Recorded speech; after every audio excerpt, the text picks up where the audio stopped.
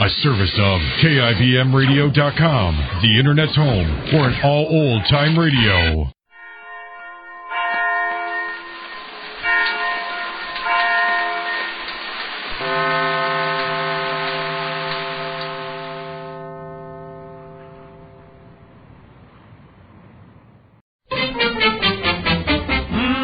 Good.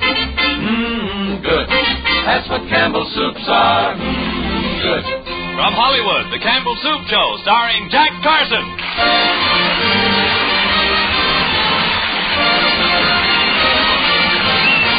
Yes, listen to Jack Carson, Freddie Martin and his orchestra, Arthur Treacher, Jack's nephew Tugwell, played by Dave Willock, little 8-year-old Norma Jean Nilsson, Irene Ryan, and yours truly, Del Charlotte.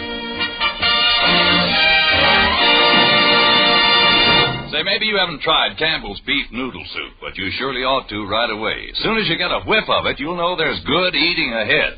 But dip in your spoon and get the full-flavored beef taste of the hearty broth. Good. Homey egg noodles, too, steeped in the taste of beef, and lots of generous-sized pieces of beef. Yes, ma'am, here's one of Campbell's newer soups that you sure don't want to miss. In fact, once the family tastes it, they'll be asking you to have Campbell's beef noodle soup often. So let them have it soon, won't you?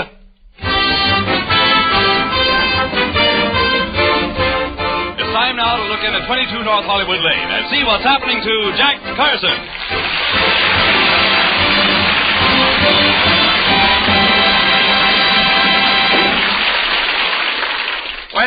When was it that my studio called, Treacher? About half an hour ago, sir. They said that due to the fact that they're behind on their shooting schedule, you'll have to work on Thanksgiving Day. Work? Yes. Gee, I hate to work on a holiday, but, well, maybe they know what's best. Oh, Uncle Jack, what do you let him push you around like that for? Are you afraid you might lose your job? Well, no, but... You're a big important star out there. You ought to threaten to quit. Quit? Sure. If you're not there, who's going to be their romantic lead? Well, yeah, that's right. And who's going to play those big dramatic parts? Yeah, that's right. And who's going to simonize Mr. Warner's car? That was only the first year of my contract. I could call them up and tell them I didn't feel well, but they'd never believe that. I'm such a perfect specimen of manhood. I guess I'd better show up there tomorrow. Well, gee, Uncle Jack, if you're not here, it won't even seem like Thanksgiving. I think I have a good suggestion, sir. What's wrong with having our Thanksgiving dinner today? Say, that is a swell idea, Treacher. We can be thankful today as well as tomorrow. Yeah, will we have turkey and everything the same as usual? Oh, sure. Treacher, will you need anything from the store? No, sir, I have most everything. I stocked up in anticipation of the holiday. However, we will need a bird. Oh, of course, naturally, yes. Come on, Tugwell. We'll go down to the butcher shop and see about getting a turkey. Okay, let's go. Yeah, let's go out the back way, huh? I want to see how Dennis, my rooster, is getting along. Yeah, he sure likes that coop you built for him. Yeah. There he is over there eating some corn. Here, Dennis. He certainly knows his name. I'm glad I thought of calling him Dennis after my friend Dennis Morgan. Look how he struts when he hears his name. This is the smartest rooster I ever saw. He walks like Dennis Morgan, and he acts like Dennis Morgan. I wonder if I could teach him to sing like Dennis Morgan. Well, from the squawks I've heard out of that rooster, it'd be easier to teach him to sing like you.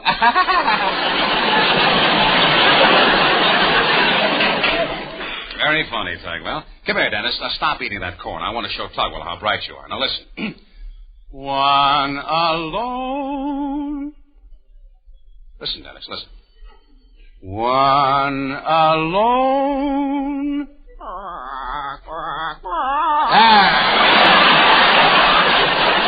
Did you hear that, Tugwell? Gee, he did it. Sure, I'll try some more. This would be a magic world to me if you were more. If you were more. Eat some corn, Uncle Jack. Well, anyway, he's a very intelligent bird. We must remember to buy him some chicken feed while we're shopping.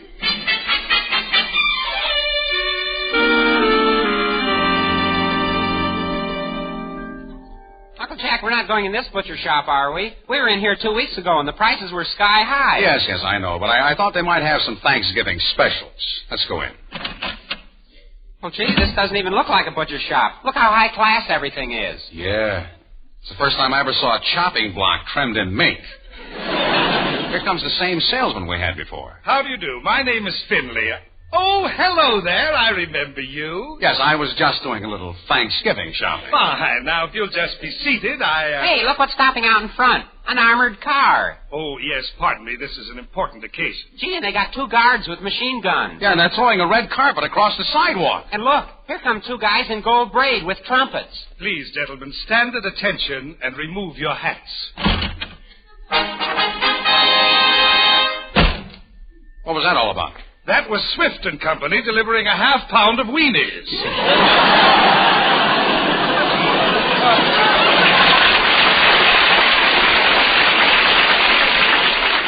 Oh, I see. Now, if you gentlemen will be seated on this love seat with the zebra stripes, I'll show you our merchandise. Well, what I had in mind... I can see that you'd only be interested in the better things, and I have something I'm sure you'd love. Here, 12 pieces of Canadian bacon arranged in an exquisite necklace design. And in the front are 2 pieces of liverwurst entwined in a lover's knot. Aren't they just gorgeous? Yes, they are, especially on that chinchilla platter. But I can see that you're still not pleased. Well, no. By the way, Mr. Finley, what is it that you have displayed over there with the spotlight shining on it? Oh, you mean in the platinum showcase? Yes. Of course, you've heard of the Hope Diamond? Oh, yes. Well, that is the famous Moskowitz salami. It was smuggled out of Russia. And if they knew we had it, would Molotov be sore and burned?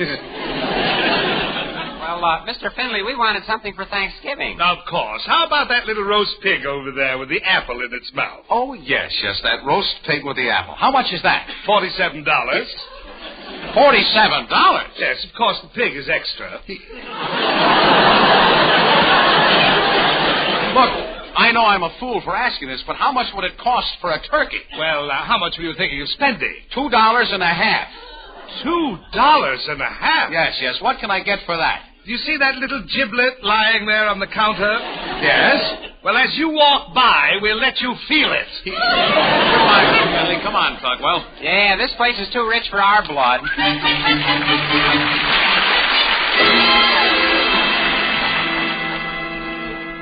And that's just the way it was at every market I went to, Treacher. Turkeys are just too expensive. Well, we must have some sort of a fowl, sir. It won't be Thanksgiving without one. Well, we could have a substitute, like we did that year when things were tough. Remember those things I fixed up? They looked exactly like turkey legs. Yes, but they didn't taste like turkey legs. After all, sir, enchiladas with feathers on them. If you close your eyes, you can hardly tell the difference. Mr. Carson, I have the cranberry sauce and dressing all fixed. We've just got to have a bird to roast. A nice fat one.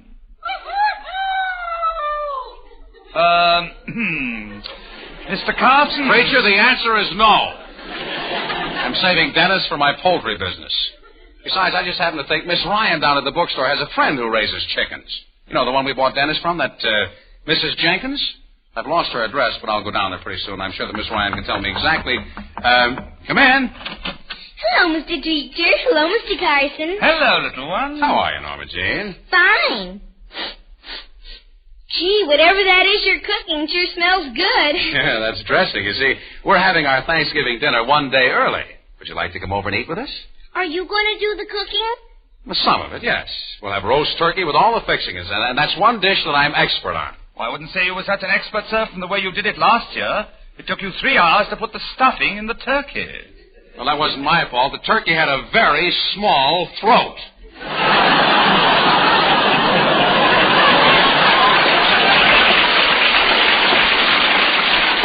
Besides, every time I got a spoonful ready, she backed away from me. I told you that wasn't the correct way to do it, sir.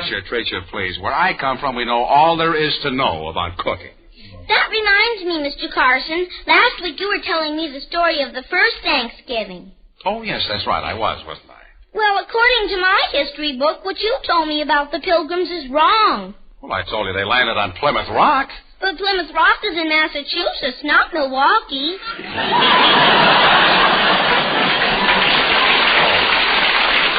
Are you sure it's in Massachusetts? Yes. Well, since the Republicans got in, they probably moved it. And my teacher said you must have made up that story you told me about Pocahontas. Well, I'll explain that to you some other time, honey. What did he tell you about Pocahontas? Well... Mr. Carson said the Pocahontas had a date with Miles Standish every night. Yes, that's right. He used to paddle her canoe up the Milwaukee River and meet him in back of his brewery. Miles Standish had a brewery? That's what the history books don't tell you. His full name was Miles Standish Schlitz. Oh, I'll tell my teacher about that. I'll bet she doesn't know it. I'll bet she doesn't either. All right, honey, try to come over tonight if you can, huh? Oh, I'll be here. Goodbye. Treacher, you keep right on preparing the dinner. I'm sure Miss Ryan's friend can spare a bird for us. I'm going down to see her right now. Very well, sir. Cheerio. Cheerio. Thanksgiving. Boy, I'm glad I'm living. Oh, hello, Del. What are you doing over this way? Hi, Jack. I was just looking over your fence and admiring that rooster of yours. Are you fattening him up for Thanksgiving? Oh, no. No, not that rooster, Del, but we are going to have chicken. I was just going down to Miss Ryan's to see about it. Well, Jack, I'm walking that way. I'll walk along with you. Good.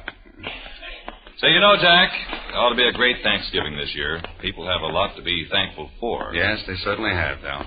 Just think, back in the old days, if the Pilgrims wanted a turkey, they had to go out and shoot it with a bow and arrow. But nowadays, there's plenty of meat. Yeah. All you have to do is shoot the butcher with a bow and arrow. By the way, Del, what are you having for dinner on Thanksgiving? Oh, the usual thing, turkey and stuff like that. Yes, I know, but what are you starting the meal with? Oh, just a word of thanks. I know this can't last. What I mean is, what's the very first thing you'll have with a meal? You know, it starts with C. Oh, sure. Celery. Yeah. Del, I think you'd better say something about you-know-what, or we'll both have our Thanksgiving dinner you-know-where. Why, Jack, what are you trying to say anyway? Del, when I said how are you going to start your meal, I thought you would say with Campbell's beef noodle soup. Oh, naturally, we're going to start off with Campbell's beef noodle, but there's no reason to mention it. There isn't? No. Everybody knows that Campbell's beef noodle soup is an unbeatable invitation to any meal. Oh, pardon me, all the pieces. You know, I don't understand you, Jack. You think that all I ever talked about was soup. Well, isn't it? Well, no. There are lots of things in the world besides Campbell's soup. Del, what you said! Well, for example, this is a beautiful afternoon. Well, just look up there at those beautiful clouds in the sky. What a pretty formation. Mm-hmm. Why, they're delicious. They look almost good enough to eat. Here it comes. Yep, they sure are beautiful clouds. Huh? Oh, Del, forgive me. I misjudged you. I thought you were going to say that so many clouds reminded you of the many generous-sized pieces of good lean beef that Campbell's use in their beef noodle soup. You did? Yeah. That's silly. Yes, it is, isn't it? Well, even though Campbell's do put lots of tender pieces of beef in their noodle soup, the clouds wouldn't remind me of that. They wouldn't? No. But with the sun shining on them, those clouds do remind me of the golden egg noodles. It's no use. You can't win. Yes, Campbell's beef noodle soup is thick with homey egg noodles. And wait till you get a whiff of that good beef aroma. You'll say, good, and you'll come back for more. Well, Del, I turn off right here. I'll see you later. Huh? Okay, Jack, I hope you get that chicken you're going after. So do I. So long.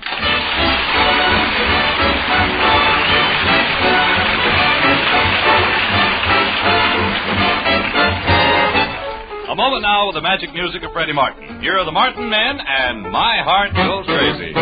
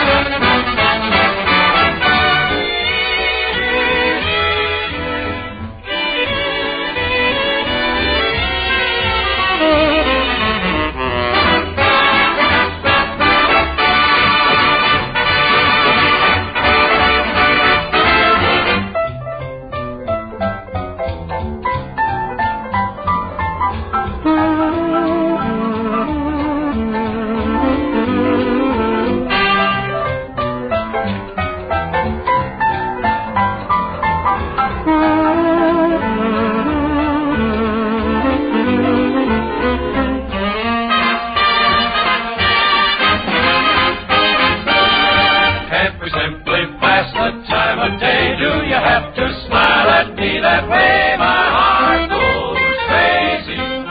It goes bumpty bump bump. Can't we just shake hands and feel at ease? Do you have to give that extra squeeze? My heart goes crazy. It goes bumpty bump bump bump. My doctor told me this has got to stop. He never heard a beat like hippity hippity hop. When the conversation's going fine, must you get your lips so close to mine? My heart goes crazy. It goes bumpty bump bump. What'll I do? You got me, you got me, you got me, you got me, you got me, you got me crazy too.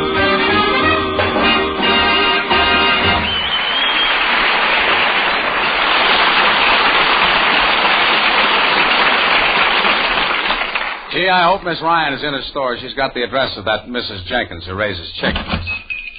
Oh, hello there, Mr. Carson. Hello, Miss Ryan. Say, I lost the address of that woman who has the chickens for sale. Oh, you mean Mrs. Jenkins? Mm-hmm. She lives at 445 Maple Street. 445 Maple. Thank you, Miss Ryan.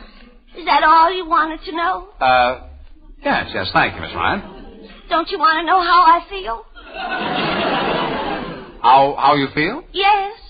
A woman could be ready to die and nobody would ask her how she felt. Oh, I am sorry. How are you feeling, Miss Ryan? Oh, I guess I'm about as well as could be expected. Well, that's good. Or is it? I mean, I don't know. No, it isn't. I just seem to be cold all the time. Yes, well, I've got to go over and see about getting a chicken. It all began about a week ago. I started shivering and shaking all the time.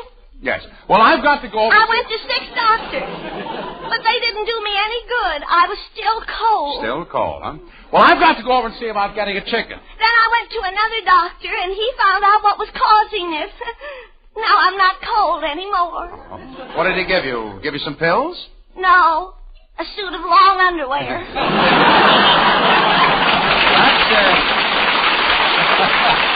That's good. Now you're warm and everything is fine, huh? No, it isn't. Now I've got the itch.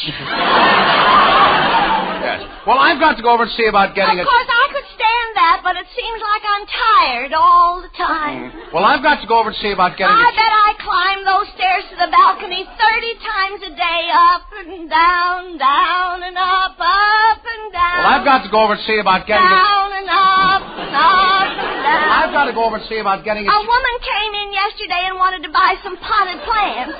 And they're up on the balcony. Potted plants are on the balcony, huh? Well, I've got to go over and see about... I brought down a geranium, but she didn't like it. She wanted to know if I had a trailing arbutus. I told her if she climbed those stairs as many times as I did. Yes, yes. I've got to go over and see Mrs. Jenkins about a chicken for Thanksgiving. See you later, Miss Ryan.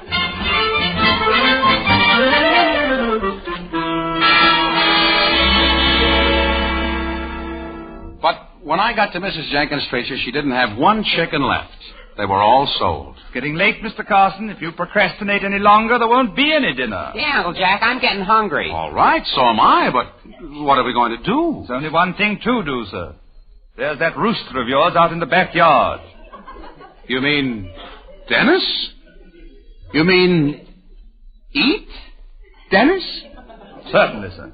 Since you purchased him, he's been nothing but a liability. $1 a pound for feed. He doesn't lay eggs. You see, I know all of that.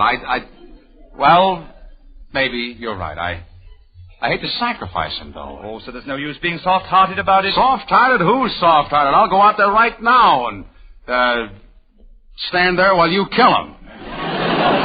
Oh, no, sir. You bought the rooster and you finish him off. Sure, don't be a sissy, Uncle Jack. Here's the hatchet. It's all sharpened. Hatchet? Gee, we don't have to kill him that way, do we? Well, sure. How else? Well, it's so deliberate. If he has to die, I'd like him to think it was accidental. Maybe I could get him to try to cross Sunset Boulevard.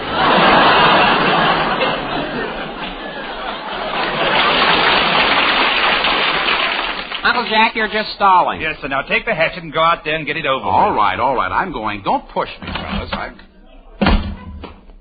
Oh, there he is. I'll hold the hatchet in back of me. No use getting him all upset. Here, Dennis. Here, Dennis. He's staying away from me. Here, Dennis.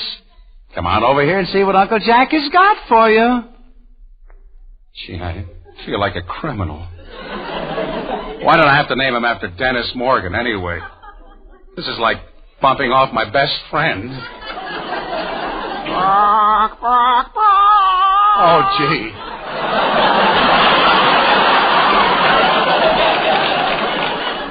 Gee, he even remembered one alone. No, don't look at me with those blue eyes, Dennis. Why didn't I name him Humphrey? Would have been a pleasure then. Oh, here he comes now. That's a good rooster. Now, look, Dennis. I want to talk to you man to man. Yes. Look, I've got some bad news for you, and I hope it won't come as a shock. Did your father ever tell you about the facts of life? You know, about chestnut dressing and pressure cookers? I wish he'd stop looking at me. Yeah, well, I don't know how to say this, but Dennis, you're going on a long trip. You're going to Rooster Heaven.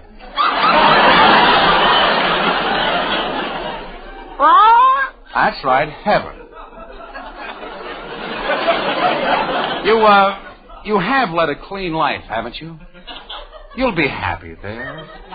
The barnyards are lined with gold, and there's harp music and chicken every Sunday. Oh, no, I didn't mean that, Dennis. Now, come on over here, Dennis. Just put your head down on this piece of wood like that and quit looking at me. Oh, gee, he trusts me like a mother. Gosh, I can't do this so suddenly. It seems so heartless. Somebody ought to say a few words or something. Dearly beloved, we are gathered here to I just can't go through with it, that's all. Dennis, you're more than a rooster to me. I can't do it.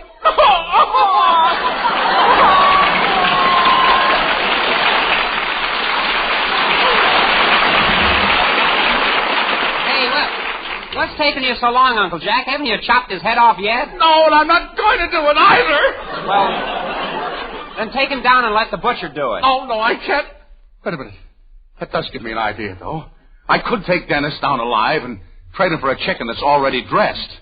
That way I won't feel so guilty. Come on, Dennis. We're going out of the butcher shop right now.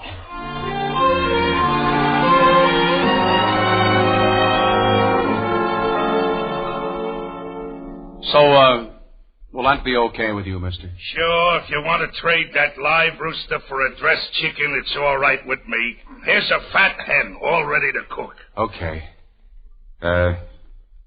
Goodbye, Dennis. Oh, mister. Yeah? You won't hurt him, will you? No, I don't hurt him. I just take him by the neck in me two hands and... You mean... Yeah, it's all over in a second. Oh, I'm a criminal. I'm a low-down, black-hearted skunk. I shouldn't be allowed to stay in the same world with decent roosters. Goodbye, Dennis.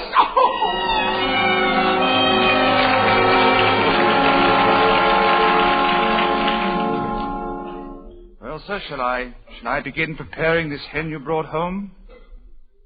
Mr. Carson, I said, shall I begin preparing this hen you brought home? Oh, I just don't care. Gee, Uncle Jack, was that butcher you took Dennis to a real tough guy? Oh, yes. Absolutely, without any feeling whatsoever. I'm not hungry now. I've lost my appetite. I never thought I'd feel this way, sir, but I missed the little fellow, too. Richard, please, let's just not discuss it any longer, shall we? He never did anybody any harm. He didn't deserve to die. Oh, Pritchard, please. When I think how he used to take the corn right out of my hand. He was so innocent and trusting. Pritchard, you're crying into the dressing. Yes, sir, but it needs a little salt. Gee, right about now, I'll bet that butcher's got Dennis stretched out on the chopping block. Tugwell, please. Yeah, he'll lop his head off. Tugwell, please. Gee, and just when you were teaching him to sing One Alone. Yes, and he sang it just like Dennis Morgan does. Flat.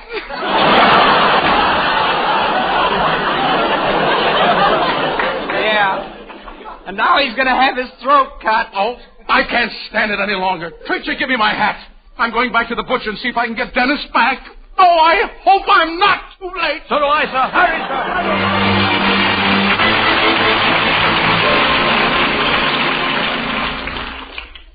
Well, if this isn't the traditional thing to have for Thanksgiving dinner, but they aren't bad with cranberry sauce on them. Yeah, they're pretty good flapjacks. I don't mind, sir. Somehow I like it better this way. Yes, so do I. Would you like another flapjack, Norma Jean? Yes, I'd like one. Okay, there you are. How about you, Tugwell? Sure, I'll have another. Okay, there. And, Treacher? Yes, sir. I could eat another. Okay. How about you? Would you like a little more syrup on yours?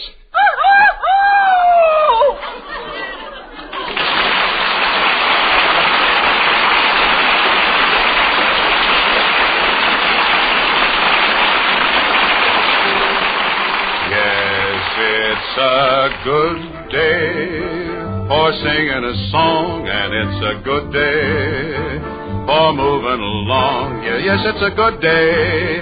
How could anything go wrong? A good day from morning till night. Yes, it's a good day for shining your shoes, and it's a good day for losing the blues. Everything to gain and nothing to lose, 'cause it's a good day from morning till night. I said to the sun, good morning, sun, rise and shine today. You know you gotta get going if you're gonna make a showing. And you know you've got the right of way. 'Cause it's a good day for paying your bills. And it's a good day for curing your ills. So take a deep breath and throw away your pills. 'Cause it's a good day. Yes, it's a good day. Yes, it's a good day from morning till night.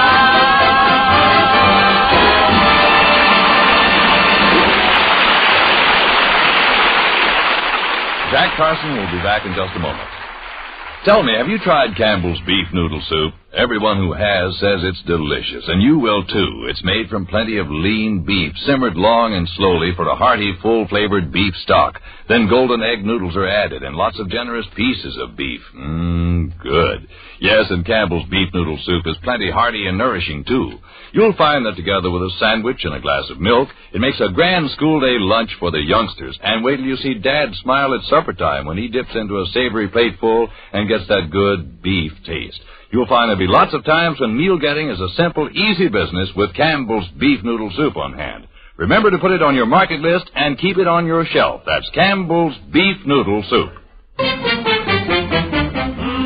Good. Good. That's what Campbell's soups are. This is CBS, the Columbia Broadcasting System.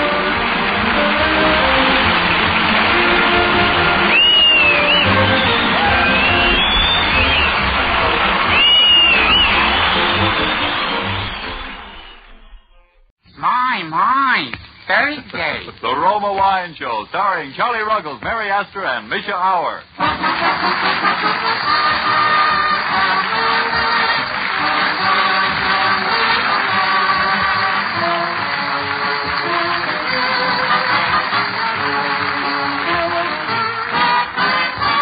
Yes, it's the Thursday night Roma Wine Show, brought to you by the Roma Wine Company of Fresno, California. And stepping down from the screen to greet you in person is Roma's hostess. Ladies and gentlemen, Mary Astor.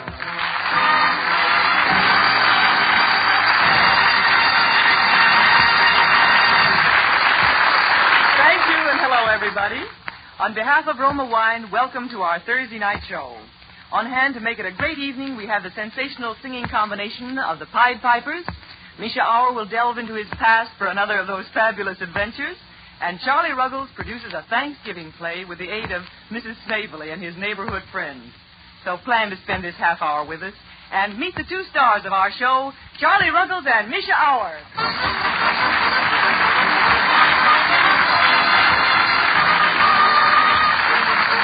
Hello, Charlie. Hello, Misha. Hello, Mary. Greetings, my little fluffy ruffled petunia. You know, Mary, I was just thinking, these American sailors of ours are great guys. The greatest in the world, Charlie. Oh, boy. Up in Hollywood Boulevard the other day, a couple of them spotted two pretty girls walking along with two shore patrols, see? And one sailor said to the other, hey, boy, get a look at what's coming over the horizon. Two nifty little destroyers. And the other one said, yeah, but look what's with them. Minesweepers. Yeah, look who is talking about the Navy. The closest you ever got to the ocean was saltwater taffy. Now, wait. Now, just a minute, you Russian beanpole. You were never in the Navy either, you know. Oh, yes, I was. In fact, they were going to make me a Commodore until they heard my humor. Then what did they do? They made me a humidor. You know, Mary, our new housekeeper has a husband in the Navy. He's on a submarine chaser. And boy, the things she's learned from him. What do you mean, Charlie? Well, every morning, instead of knocking on my door to wake me up, she throws a depth charge over the transom. Oh, man, the lifeboats. Here's Bud Duskin and his swell Roma Wine Orchestra to open our show with an old favorite, Back Home Again in Indiana.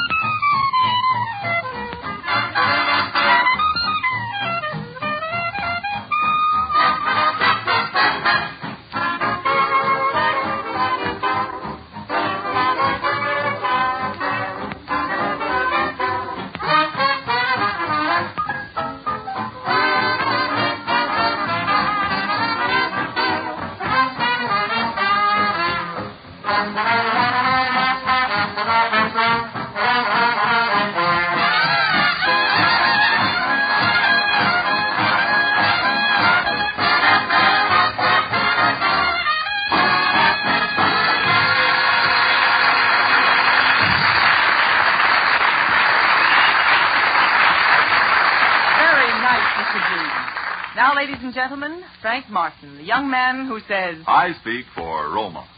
Now that the chill days of fall are here and the colder days of winter are just ahead, it's a good thing to sip a glass of wine of an evening for warm, contenting relaxation. And make it Roma wine, friends. Roma wine from the sunny summer valleys and hillsides of California, nature's most favorite of all the world's vineyard gardens. You'll find Roma California wines the perfect expression of the old world art of winemaking, plus the extra care, the constant testing and tasting our modern knowledge has added to that ageless art. Roma wines will meet your personal test, your eye test for clarity, your nose test for bouquet or aroma, and your palate test for satisfying, pleasant taste. Yes, Roma California wines bring you sunbeams from warm valleys for your cool fall and winter evenings. But keep one thing always in mind when you buy wine. Remember, the name of our wine is Roma. R-O-M-A, the four-letter name that brings you four fundamentals of complete wine satisfaction. Roma wines are true to type. Roma wines are faithful in flavor. Roma wines are sound of character. Roma wines are reasonable in cost. No wonder America's largest selling wines are Roma.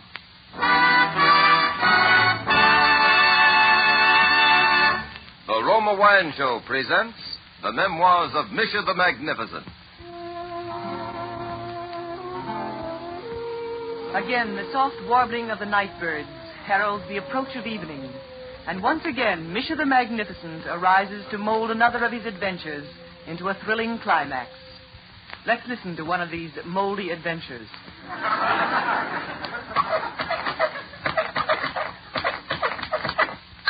The Memoirs of Misha the Magnificent.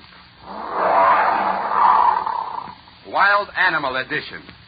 Title of chapter: How I, Misha, delivered stew to the GNU in the zoo when I was 2. Or, że nie prechce, nie psanie, Kryknkiewicz, with elephant. New paragraph. Even as a small child, I was fond of the animals and tried my best to be like them. In this I succeeded, for as a boy I was always barefooted, bullheaded, and hog-wild. With a little practice, I also learned the language of the birds and was soon able to talk turkey. As I grew to manhood, I became intensely interested in the creatures of the forest. And it was Papa who told me that I had just the right appearance to handle dangerous wild animals. Or, as he put it, Misha, with that face, you ought to be in a zoo. What an inspiration these words were from Papa. Soon I found myself in the office of the keeper of the zoo. Keeper, I said, I am Misha, the explorer, the discoverer, the bringer back. Good. We've been looking for someone like you, an explorer, a discoverer, and a bringer back. You have? Yes. Go explore the zoo. If you discover any dirt, sweep it up, and when you're through with the broom, bring her back. With these kind, encouraging words, I made up my mind to go to the jungle in search of an animal that was rare. I'd even settle for something medium rare. Accordingly, I began my journey and got a lower on a Pullman coach. Funny thing, it was lower than the coach. All night long, I could hear the clicking of the wheels. Roma South, Roma South, Roma South, Roma South. From here to the waiting ship was but a short jump. I missed the jump. The sun came up early, and when I awoke, I was on board the ship bound for the jungles of Africa. The first night out, I met shy, demure Clarissa. We passed on the deck. Hello, I said, throwing her a sidelong glance. Good evening. She said, throwing me a left hook. A beautiful friendship had begun. Stepping close to her, I said, I am Misha. So what? I'd like to know you better. So what? Footnote. She kept swatting me all over the place. On footnote. Growing tired of this, we struck up a conversation. Misha, if you're really a big game hunter, what are you doing here? Well, the police closed up all the big games. Captivated by her girlish beauty, I offered her a motion picture career. You'll have to ask Mother. Where is Mother, child? In the stateroom, waving her hair. What's the matter? Can't she afford a flag? Here comes Mother now. As she approached me, I could see that this child's mother was a woman of culture and elegance. She was the real mid-Victorian type, a dainty little woman with high lace collar and a lorgnette. Pardon me, ma'am, I said. I would like to guide your daughter's career. She lifted her lorgnette to her eyes, and in a voice reminiscent of good breeding and social background, she replied, Lay off of my daughter, Drake. I'll bring up that sprout.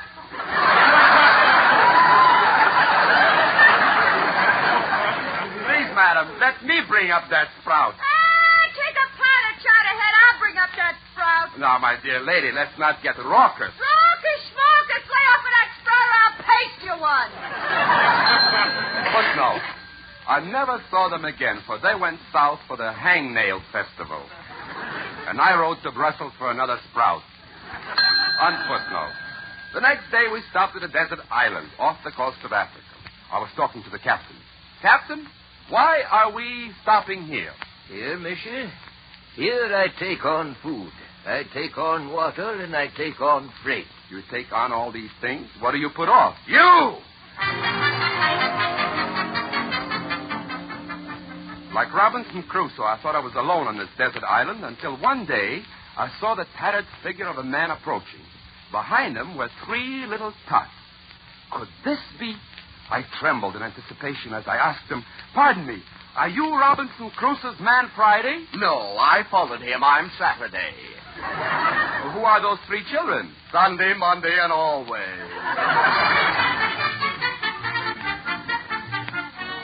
There were no peculiar animals on this island, so I decided to cross the water to the mainland, Africa. I left the next day by turtle. I was on this turtle for so long that I finally turned turtle. The next thing I knew, I was in the jungles of Africa. Here, at last, I knew I would find the rare animal I sought to bring back.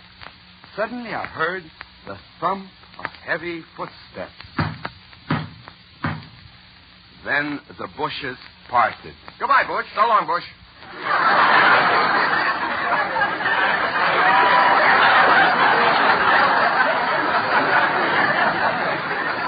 And out of the bushes stepped the largest, most ferocious savage imaginable.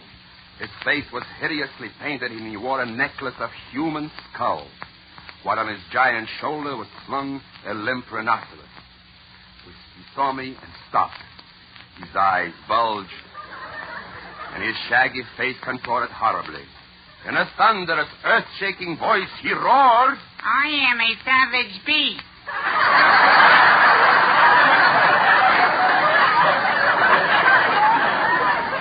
Honest, I am. Honest. Savage beast, I asked him, have you seen any peculiar animals around here? Oh, yeah. Yesterday I saw a grunk. A grunt? What's a grunk? That's an animal that has a head like a giraffe, a body like a lion, and an appetite like a horse. Good. Where is it? Where is it? My mama gave me an aspirin tablet, and it went away.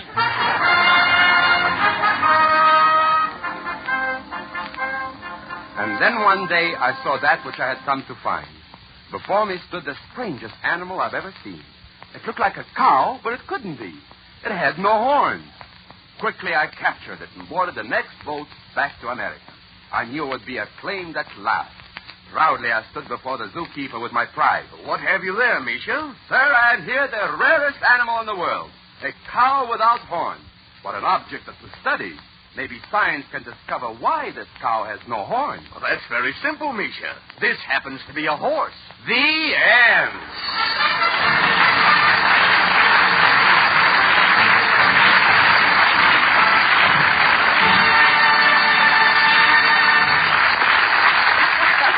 Someday the boys in the little white coats will come and take Misha away from us forever.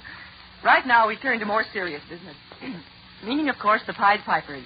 This swell vocal group has whipped up a nifty little tune which seems to be doing all right across the network. It's called I Dug a Ditch.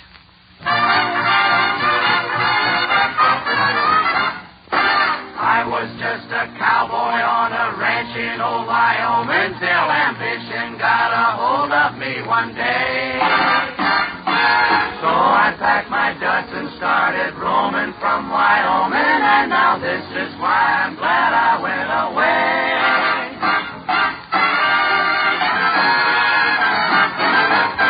I dug a ditch, and I struck it rich down in Wichita. Yippee-yi-yay, yippee-yi-yay, and I made it pay in Wichita. I could keep on digging like I've been digging before. Now I'm feeling so hot, diggity. I want something more. I've got an itch just to leave that ditch. I want to go back to Marine who stuck to me before I dug a ditch and struck it rich in Wichita.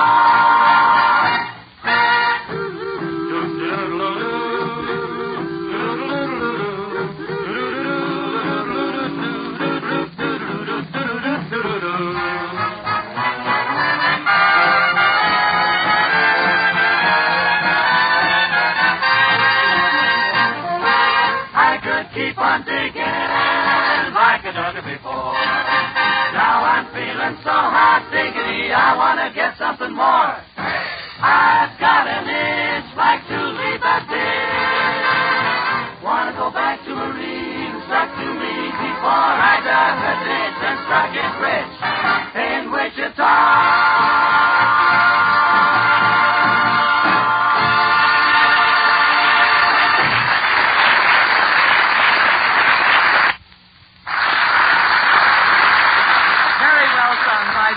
Very well, indeed.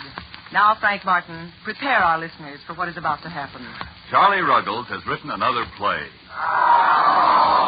What a very special play, ladies and gentlemen. The annual Thanksgiving presentation of the San Fernando Fish and Chowder Club. We find producer Ruggles suffering with laryngitis tonight, hard at work backstage.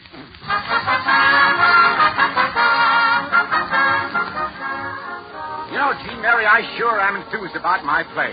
And I don't know when I've seen you so excited. Oh, it's just that I love being backstage, Charlie. There's a certain air about backstage of the theater. Yeah, isn't there? Especially when it's a fish and chowder club, you know. Look what I'm wearing to it tonight, Mary. Look at it. Isn't it pretty? Pilgrim shoes with buckles on them and knee breeches. And look, here's the hat. Well, Charlie, the costume's authentic, all except the hat. Well, I've got to explain that to you, Mary. You see, we have a big Thanksgiving dinner scene, and the Brown Derby restaurant donated the food. Uh-huh. And, of course, I promised in return, as a hint to the audience, I'd wear this hat. Oh, well, that was very nice of them to provide the food just in exchange for you wearing a Brown Derby. Yeah. You must be a pretty good customer. Oh, I practically live in there. And some days I hardly find time to run home and eat, you know. Why, Charlie, don't you ever spend any money in there? Why, certainly I do. Why, only last Friday night I bought dinner for a party of 22. A party of 22? That must have cost you a lot of money. Yeah, you're not kidding. She ate like a horse.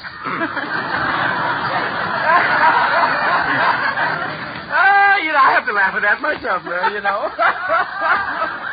You know, Mary, since I'm Captain John Smith in this play, you know, and you're going to be Pocahontas, there's one embarrassing thing, Mary. What's that? Well, at the end of the play, right after we're married, I hold you tight, you know, and I close my eyes like this, and then I pucker up my lips and...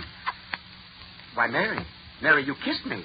No, I didn't, Charlie. Well, it must have been a figment of my imagination. No, I'm Mrs. Snavely, your next-door neighbor. Mrs. Snavely, please, what was the idea of kissing me? Well, you were standing there with your eyes closed, and I hate to see a good pucker go to waste. Well, Mrs. Snavely, as a favor to me, please don't do it again. Now, what is it you want here? Well, I'm an actress, and I want to be in the play. No, I'm awfully sorry, Mrs. Snavely, but there's nothing for you in it. I can't. You've got to let me be in the play. Don't forget, I'm the head of the Chowder Club. Mrs. Snavely, chowder head or not, there's no part for you. I'm not a chowder head. I'm head of the club. All right, club head, then. That's better. But I'll tell you what you can do, Mrs. Snavely. You can prepare the food for the big Thanksgiving dinner scene. How's that? Oh, thank you, Mr. Ruggles. I'm a good cook. That's how I met Mr. Snavely. Is that so? You mean you were childhood sweethearts? Yes. He used to carry my pots home from cooking school. Now, isn't that thoughtful? That was wonderful of him, you know. Of course, lots of marriages are potluck, Mrs. Snavely, you know. Well, goodbye, Mrs. S. Goodbye, Mr. R. Well, Mary, I think everything's set up, so I'm going home. I'm going home while the orchestra rehearses, you see. Now, don't forget curtain at 8:30, Mary. I'll be there with bells on. No, feathers. You're playing an Indian, remember? All right, start the orchestra, boys.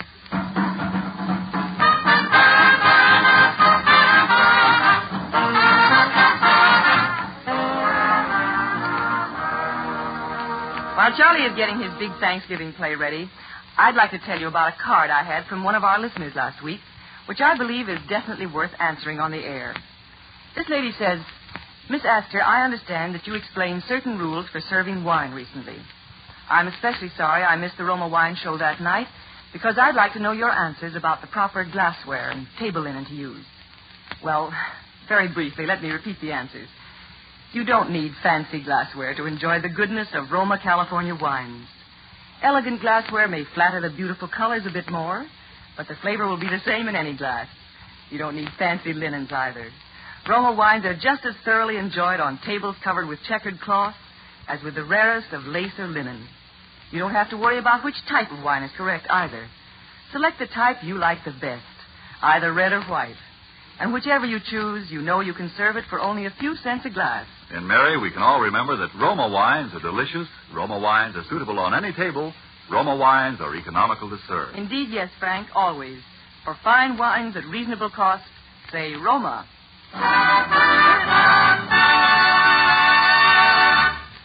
Now, Frank Martin, the big moment is here. Set the stage, please. A sturdy band of pilgrims in Plymouth, New England were exhausted on that memorable November day. exhausted from starvation and privation, tired from war with the Indians. So their stalwart leader, Captain John Smith, played by Charlie Ruggles, went to the Indian chief and pleaded for his people. Curtain, music.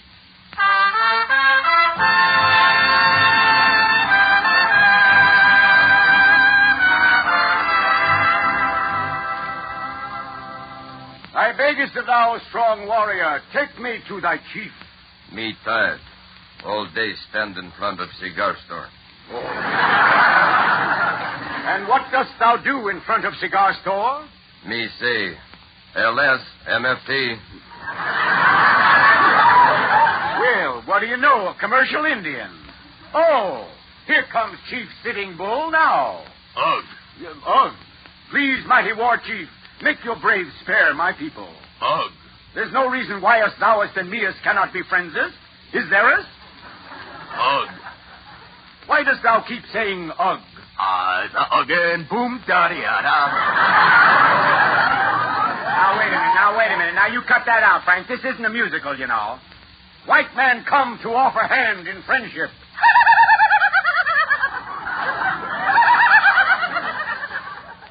And what is that? That Minnie ha-ha. My goodness, she sounds like she must be sitting on her feathers or something. Oh, Big Cheese, Big Chief, your tribe has been burning white men at the stake. Canst thou do something about this?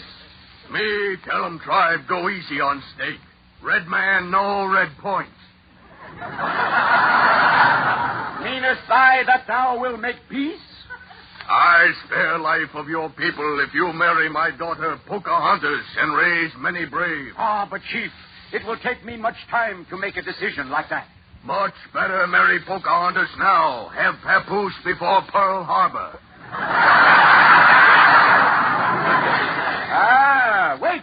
Here cometh a messenger from my people. What is thou message bearest thou? Thee?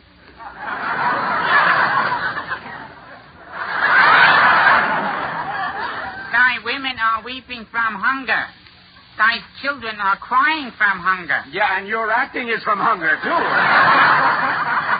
But alas and alack, I must save my people. So perhaps I shall wed Pocahontas. Wilt thou? I wilt thou. I shall ride back and announce the news to my people. Mighty war chief, friend Alvin, go fetch Pocahontas. Pocahontas? The name is Pocahontas. Now stop clowning, will you, Alvin? Never mind her last name. It shall be changed. As of tomorrow, we shall be known as John Smith and wife. Oh, I know them. No, these aren't the same people, that's all. Stick to the play, will you, please? Maybe I can ride back to the village and get help, Captain Smith. No, but these hills are filled with bloodthirsty redskins. That's all right. I'm anemic.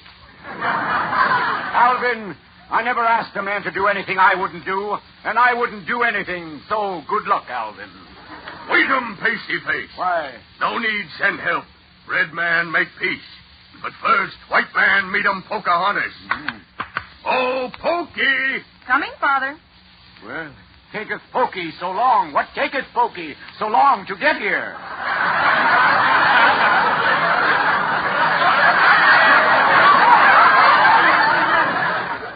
She's slow, Pokey. You call me Big Chief? Yeah, Pokey meet Smitty. How? How? White man ask for hand in marriage. I give white man hand in marriage. Thank you, but don't unscrew it. Just bring it with you. This Pocahontas is good friend Alvin. He be best man. Greetings, friend Alvin. How is thou? He best man? Well, that's the best we could get for $5. All the good actors are working, you know. Come, Alvin and Pocahontas. We shall get on my horse and ride back to my people. But can a horse run far with 3 people on his back? 3 men on horse run many years. 3 men on horse have talent, not pale-face Indians. Gideous Yap, White Steed. Gideous Yap.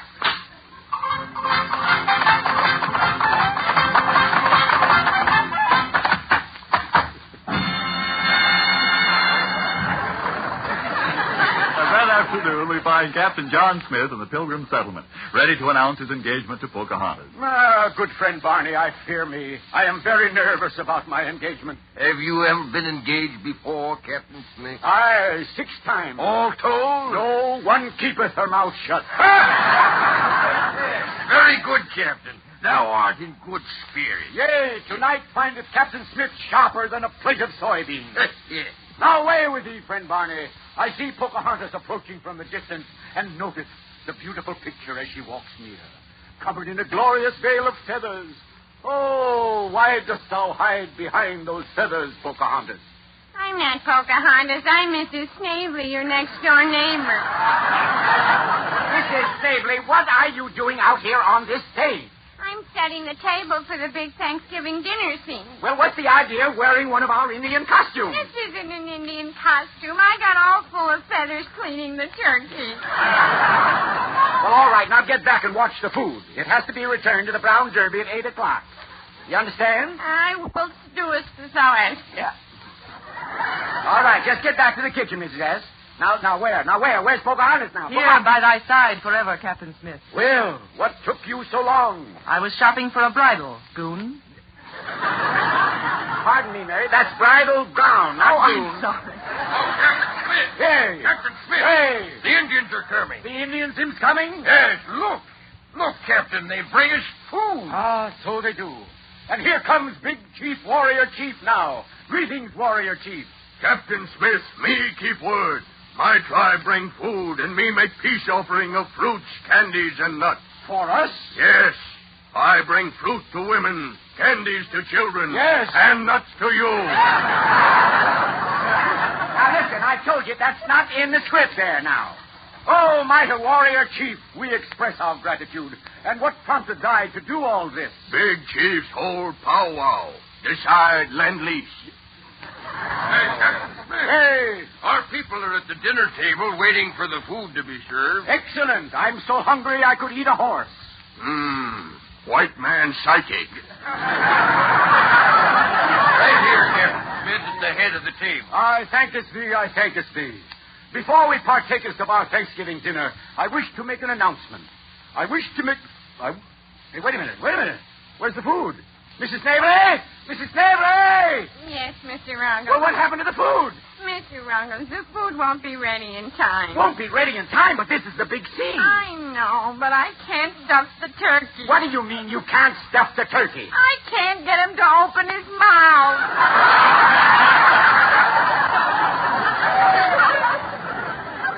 Well, don't worry about it, Mrs. Snavely. This play is the biggest turkey anyone would want for Thanksgiving. So good night, folks.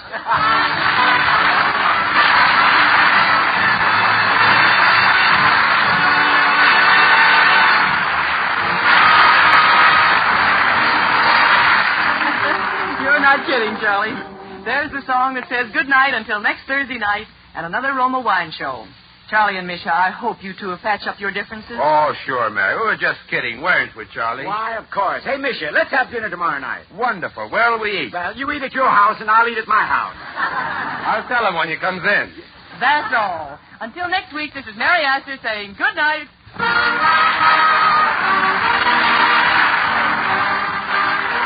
Mary Astor appears courtesy Metro-Goldwyn-Mayer. Miss Hour courtesy of 20th Century Fox. Charlie Ruggles will soon be seen in the Paramount picture, Our Hearts Were Young and Gay. This is Frank Martin speaking for the Roma Wine Company of Fresno, California, and inviting you to tune in again next Thursday for another Roma Wine Show. Remember, before you buy wine, buy war bonds and stamps. This is the Columbia Broadcasting System.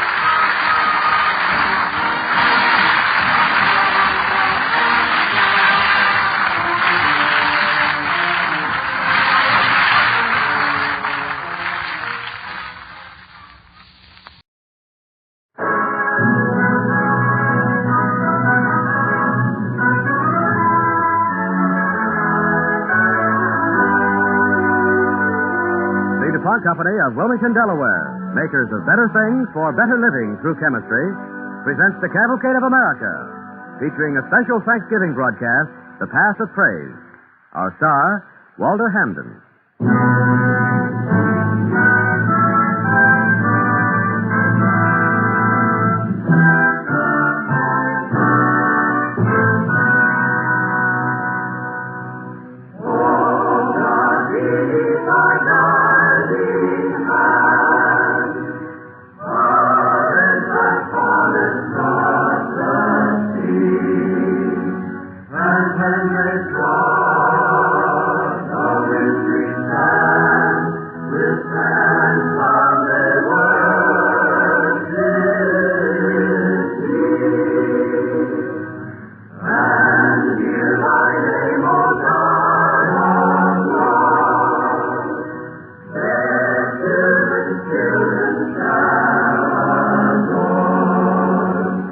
As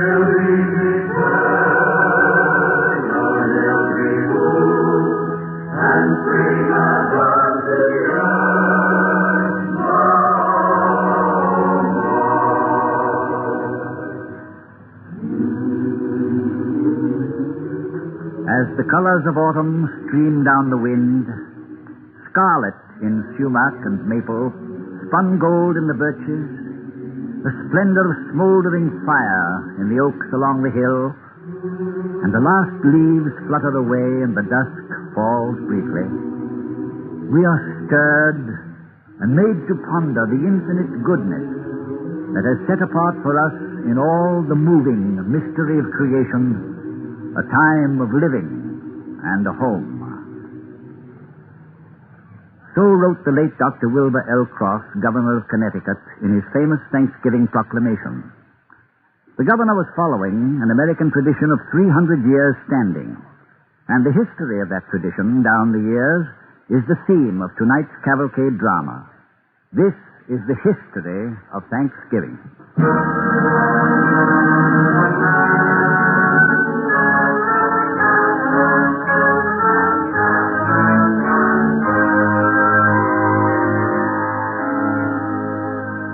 When our exiled fathers crossed the sea, when the pilgrims came, they did not come as one body in spirit. There was dissension and disunity aboard the Mayflower. Privation and near mutiny afloat, and a dreadful winter ashore preceded the first Thanksgiving. Half of the little company met death of a pestilence in that first winter. At one time, only 6 men were well enough to stand, walk about, and care for the rest. When spring came, there were 51 left, men and women and children. Now, the first summer is over.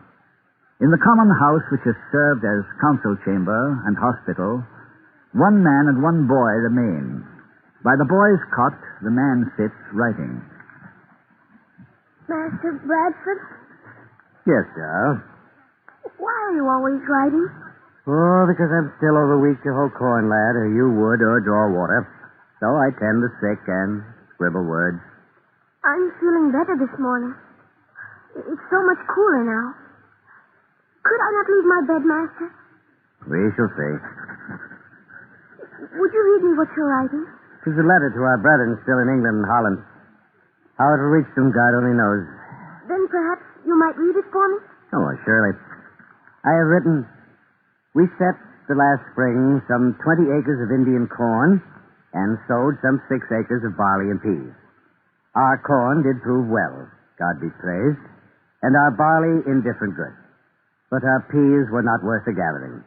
Our harvest being gotten in, our governor sent 4 men fowling, so that we might, after a more special manner, rejoice together in Thanksgiving.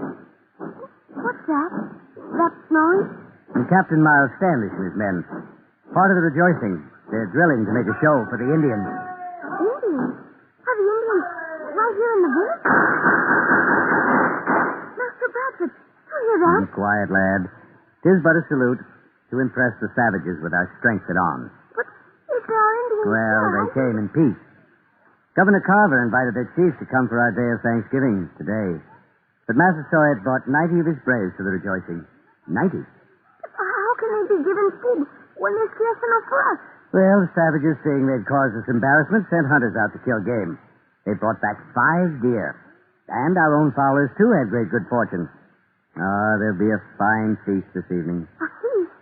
And me not there? We shall have venison, lad, and roast duck, and roast goose, baked clams, eels, cornbread, leeks, watercress, wild... Yes? I am well now. Oh, surely I am well. And, Master, I am most horribly hungry. Well, let me touch your forehead. And your wrist. Why, fever is quite gone, I do I believe. have not yet seen an Indian, Master. And I am hungry.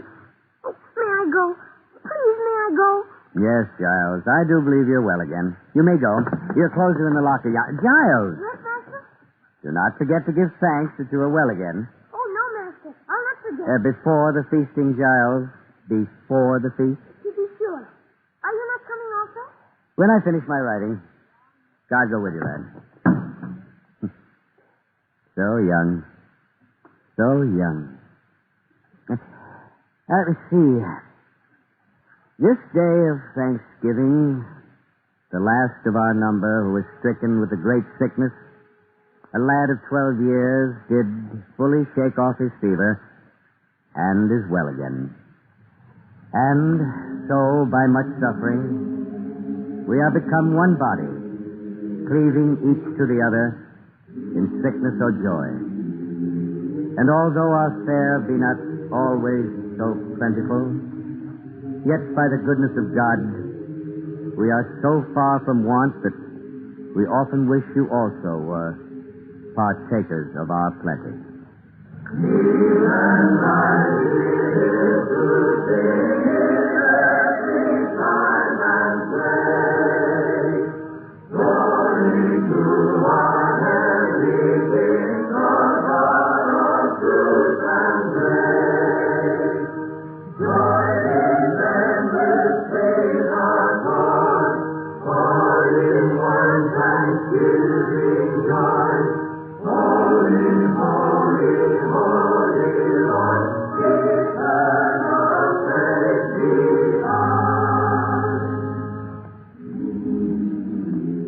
Gradually, the Thanksgiving custom spread through New England.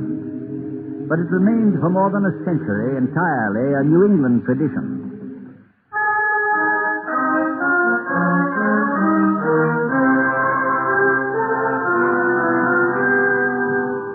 The first Thanksgiving Day, celebrated by men from all the colonies, occurred a few months before those colonies became the 13 original states.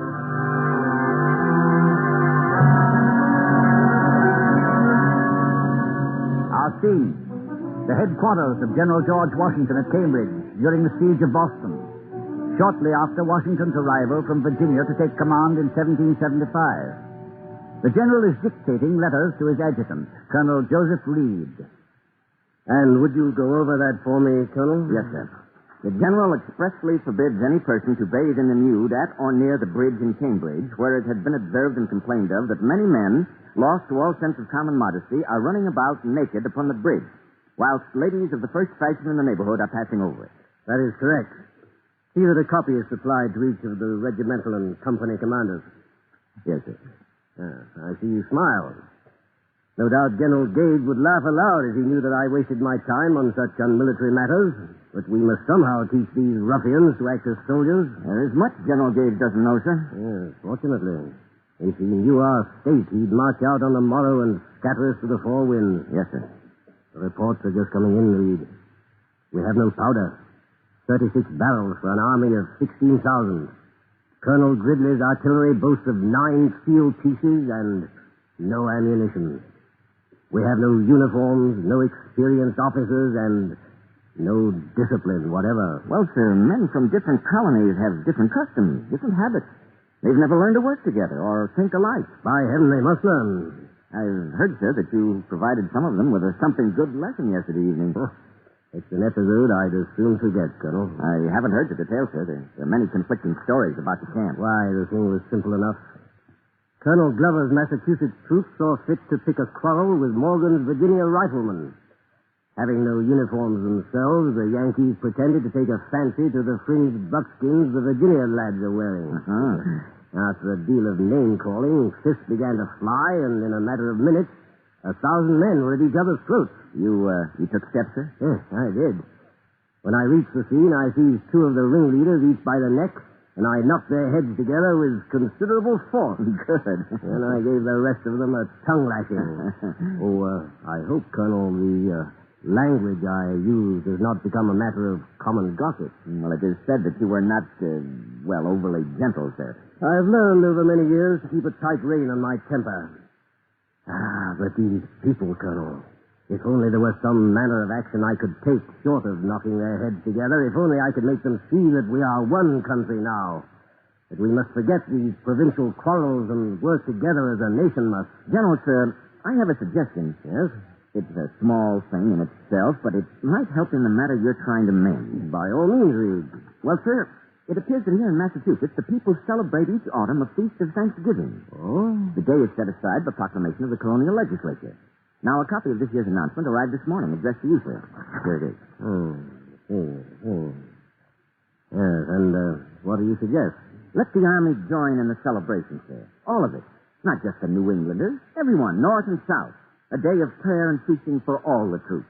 If they pray together, then perhaps they'll fight together, eh? It might help a little, sir. It might. It might. Very well, Colonel. We'll do it now. Let me copy this down. Yes, sir. To the troops of the provinces of North America. The Honorable Legislator of this colony, having seen fit to set apart Thursday, the 23rd of November, 1775, as a day of public thanksgiving, the General therefore commands that day to be observed throughout the Army with all the solemnity directed by the legislative proclamation.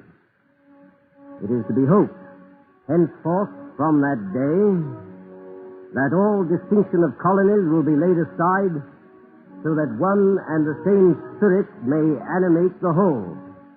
And the only contest shall be who shall render the most essential service to the great cause in which we are all engaged.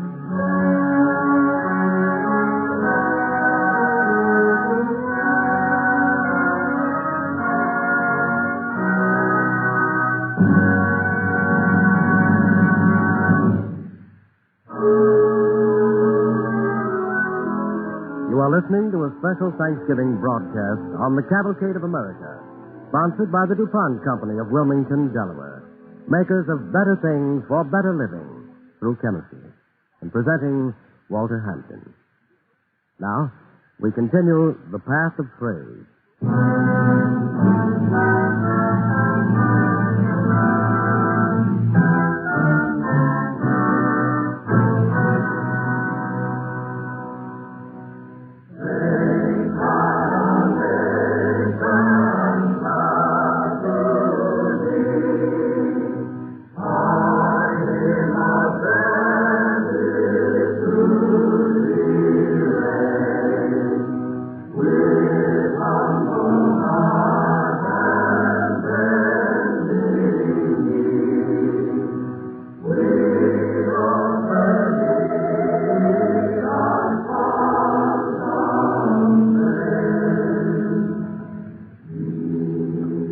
After the Revolution, the path of praise led ever westward beyond the mountains as the sons of New England carried the Thanksgiving tradition toward the setting sun, over the prairies, toward the sea, into the new, savage country.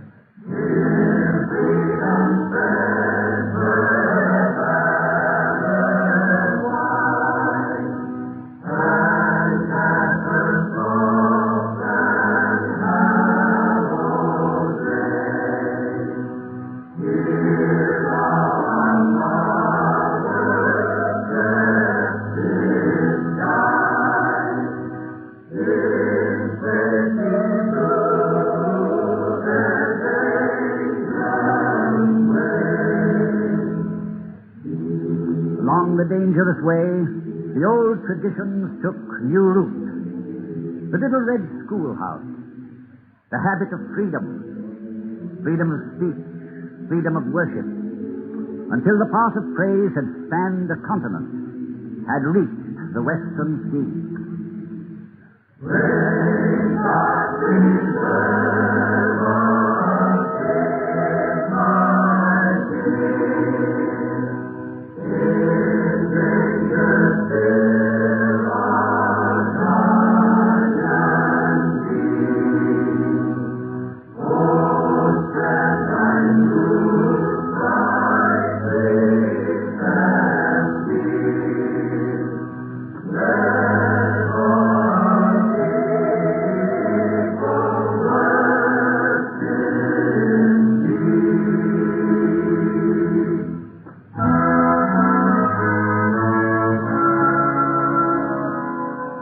But for many years, all of the people did not observe Thanksgiving on the same day, and a few states undertook no official observance at all.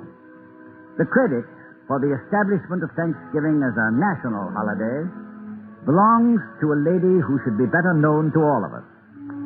Sarah Josepha Hale, pioneer woman journalist. Sarah Hale was for 40 years editor of Godey's Ladies' Book, the leading woman's magazine of our great-grandmother's time. In 1847, she began her campaign for a national day of Thanksgiving, and she kept it up year after year. In 1863, finally, she wrote to President Abraham Lincoln. Would it not be of great advantage socially, nationally, religiously, to have the day of our American Thanksgiving positively settled?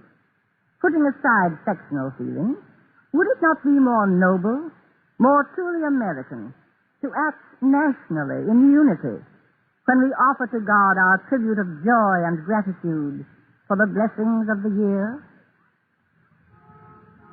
Tradition has it that Sarah Hale carried her plea to the White House itself in 1863, late in the war between the states. If she did, we can imagine the scene in Abraham Lincoln's office. It is a great pleasure, ma'am, to meet a lady editor. A great pleasure. I wouldn't say that about all editors, mind you, but lady editors, yes, by all means. Thank you. Won't you sit down? Yes, here you are. Well, I don't like to take up much of your time, Mr. President. No, don't you hurry. There are some 50 people waiting to see me. I'd calculate 49 of them want me to do something I don't want to do. So we have plenty of time. You know, ma'am, and Mrs. Lincoln reads your magazine every month. How nice.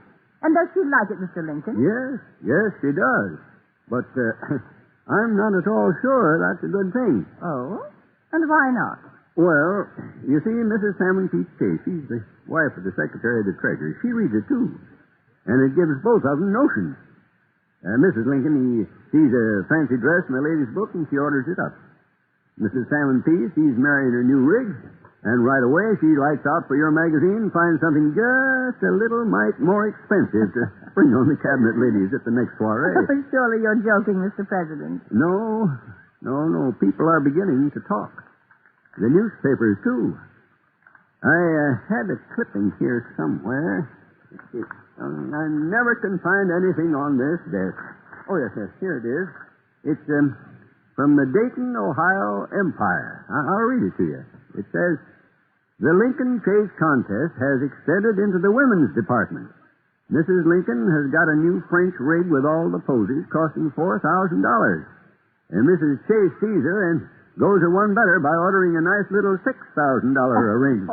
Go it greenbacks while it's yet today. But that's ridiculous. Those prices are absurd. I never heard of such a thing. Of course it's ridiculous, ma'am. And I have been joking. It's a habit of mine. I just wanted to show you why I don't like some editors. They print lies about my wife. But, Mr. President, the ladies' book has supported you in every move you've made for the past 3 years. There. I know it has, and I appreciate it, ma'am. Believe me, I do. I try to make a joke of these careless attacks, but sometimes I can't quite help being hurt. At this moment, when we are fighting for our very lives, these people are not above fomenting disunity behind the lines. While men are dying in the field, these little foxes spread disunion at home. You pardon me. Today has been hard. I'm a bit, tuckered. Poor man, I'll go then. No, don't leave me. I remember now why you came. You wrote me a letter about Thanksgiving. You want me to proclaim it as a national holiday. It is a thing very close to my heart, Mr. President. I've worked for it more than 16 years now. I would like to see it done before I die. I have given a deal of thought to your letter and your editorials. There are those who would say we have little to be thankful for in the midst of this terrible war. You know that, ma'am. Yes. And I know they would be wrong. Yes, they would be wrong. I don't know why I'm sure of that, but I am sure. The ways of God toward man are beyond my skill to read, ma'am. But this I know, His will prevails. In your letter, you drew a wonderful picture for me. You made me see a whole nation singing together a song of praise, accepting together with one voice the will of God. Not many voices snarling and bickering and spewing forth venom. One voice. One voice. That is what I have worked for. So many years. Why, then, we have worked together. Mrs. Hale, all day long I sit here and listen to the people who wish to talk with me. No one is turned away without a hearing. But most of them, as I said, want something I cannot give.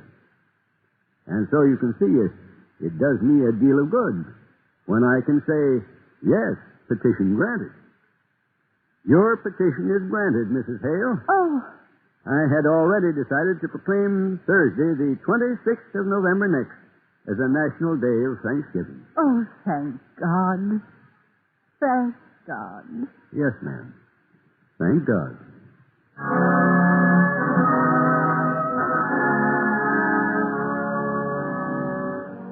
After Lincoln's proclamation, each president in turn followed his lead.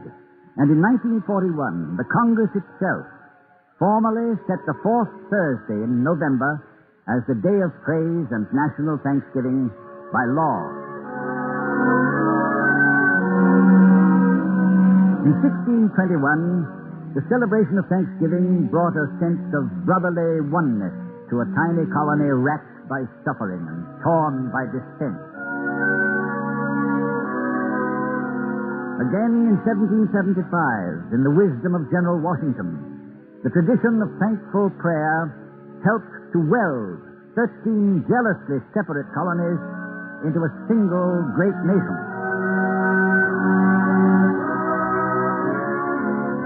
Then in 1863, with that nation ravaged again by fraternal strife, the final establishment of Thanksgiving Day by Abraham Lincoln served as a symbol of national unity. And now, today, in times as troubled as any the nation has known, with freedom threatened by huge and malicious force, may we not again make Thanksgiving Day a day of renewal of brotherhood. All of us. Can we not join in a prayer of thankfulness composed for his own daily use by another great American, Benjamin Franklin? This is Franklin's prayer. And for as much as ingratitude is one of the most odious of vices, let me be not unmindful gratefully to acknowledge the favors I receive from heaven. For food and raiment, for corn and wine and milk, and every kind of healthful nourishment,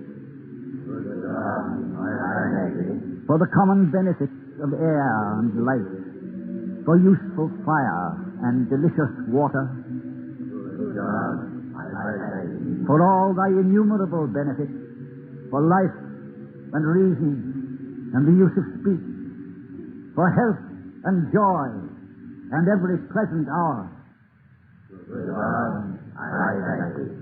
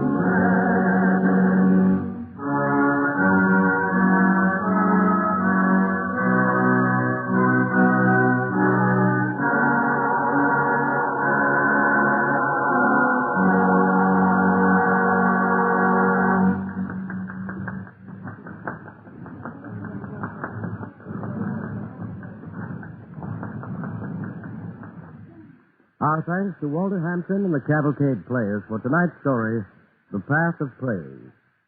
Now, here's Bill Hamilton speaking for the DuPont Company. You've seen the phrase in print. You've heard it 1,000 times, especially around Thanksgiving.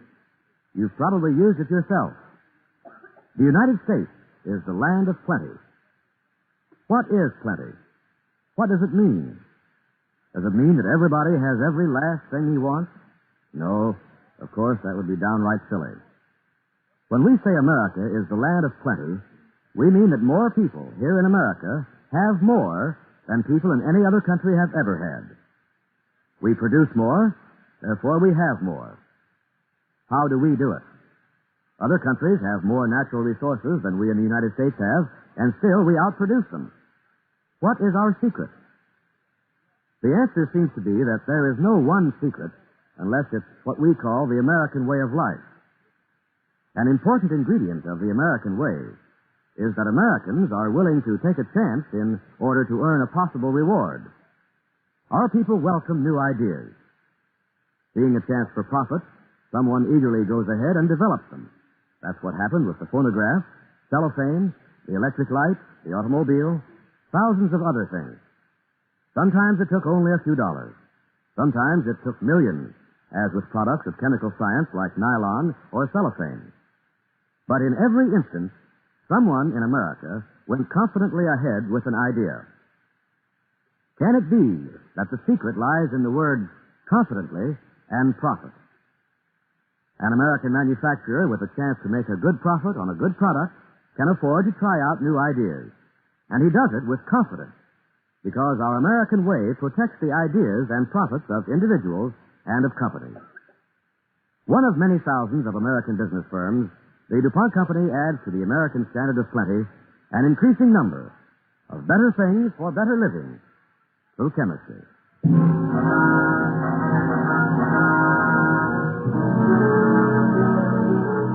Next week, the star of the DuPont Cavalcade will be MacDonald Carey. Our play, Incident at Lancaster. It tells the story of one of the most exciting escapes in American history. Be sure to listen.